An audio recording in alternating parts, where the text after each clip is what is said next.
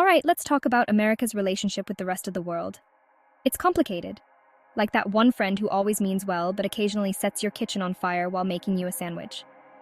Since World War II, the US has been the dominant kid on the geopolitical playground for better or worse. That means influencing global politics in ways both subtle and, let's be honest, not so subtle. Think of it like this. America's been trying to run a global therapy session, but sometimes forgets to bring the empathy and ends up just shouting encouragement at everyone. Now, you might be thinking, John, that's a bit reductive, isn't it? And you'd be right. It's more nuanced than that.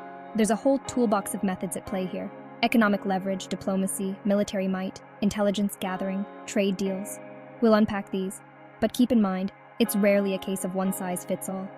Each situation is a delicious, messed up fruit salad of competing interests and historical baggage.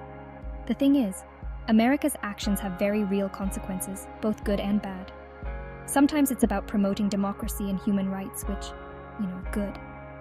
Other times, it's about propping up dictators who are great at returning our calls but terrible to their own people, which, spoiler alert, not good. So buckle up, because we're about to dive headfirst into the wonderful, terrifying world of US influence on global politics.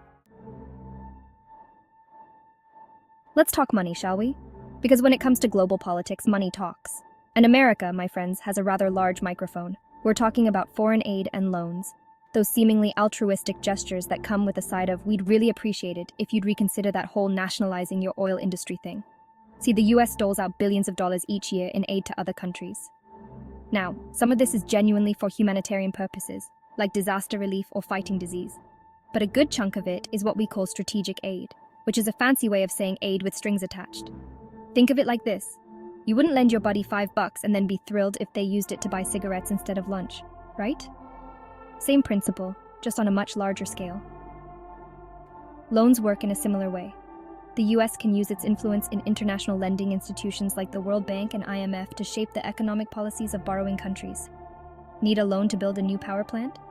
Sure, but we'd really prefer it if you used, say, American contractors and followed these environmentally friendly guidelines we've conveniently prepared.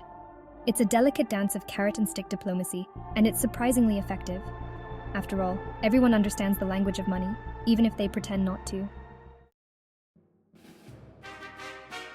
Okay, so we've covered the whole throwing money at the problem approach, but sometimes you need a more nuanced touch. That's where diplomacy comes in, the art of getting what you want by being incredibly charming and vaguely threatening at the same time. Think of it like negotiating with a toddler, except the stakes are slightly higher, and instead of a tantrum, you might get a strongly worded letter to the UN. The US has a whole network of diplomats and embassies around the world, working tirelessly to build relationships and, let's be honest, subtly nudge other countries in the right direction. They're like the friend who convinces you to go to that party you really didn't want to go to, but then it turns out to be kind of fun, and you end up accidentally becoming best friends with the host.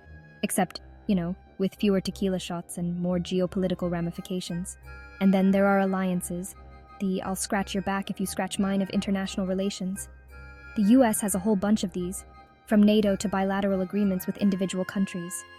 These alliances provide a sense of security, but they also come with obligations. If one member gets into a tiff, the others are expected to, at the very least, offer moral support and maybe some sternly worded tweets. It's like being in a really complicated group project, except the consequences of failure could involve, well, let's just say it's best not to think about it. Now let's talk about the elephant in the room, or rather, the heavily armed rhinoceros military intervention. This is the big one, the tool that the US has historically been all too willing to reach for, sometimes with good intentions, sometimes not so much. From Vietnam to Iraq, Afghanistan to Libya, the list of US military interventions is long and, let's be honest, often messy. The thing is, military intervention is a bit like trying to perform open-heart surgery with a chainsaw. It's messy, unpredictable, and even if you manage to achieve your initial objective, there's a good chance you'll leave behind a whole lot of collateral damage. And by collateral damage, I'm not just talking about infrastructure, but about the lives of innocent people, the stability of entire regions, and the reputation of the US on the world stage. Now, I'm not saying that military intervention is never justified.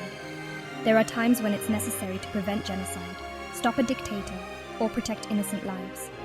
But it should always be the absolute last resort, after all other options have been exhausted.